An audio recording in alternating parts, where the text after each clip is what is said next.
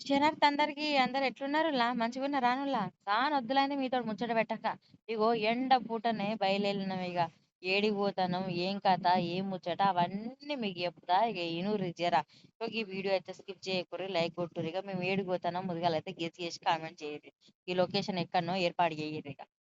అయ్యో! గంతగనం కష్టపడకుర్రి నేను చెప్తా. మన కరీంనగర్ దగ్గరలో ఉన్న కాసింపేట విలేజ్ ఉన్నది చూడు.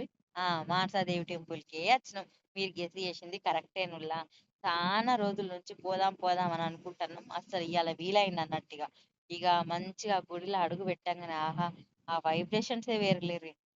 ఎంత ప్రశాంతంగా అనిపించిందో. ఇక మేము గురువారం నాడు పోయినాము. మంది కొద్దిగా పలస పలసగున్నారు. శుక్రవారం, మంగళవారం అయితే అబ్బో! మంది ఉండరట. ఇవన్నీ మొక్కుకొని ముడుపులు కట్టిర్రన్నట్టు అందరూ. ఖచ్చితంగా ఇక్కడ ముడుపు కడితే ఆ కోరిక నెరవేరుతదట. ఇక నేను కూడా మొక్కుకున్నా, ముడుపు కట్టినా.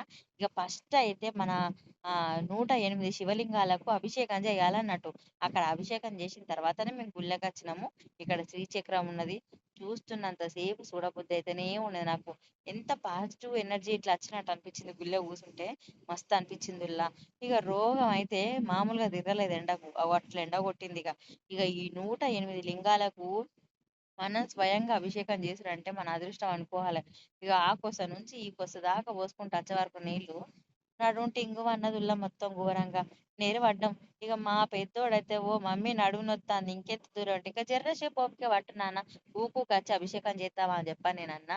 ఈ శివయ్యని చూత్తా అంటే అబ్బా ఎంత మంచిగా ఉన్నాడు చూడుర్రి ఎంత ముద్దుగున్నాడు. ఇక అందరూ మంచిగా ఇట్లా శివలింగాలకు అభిషేకాలు చేత్తారు. ఇక మంచిగా వాళ్ళు మొక్కుకుంటారు.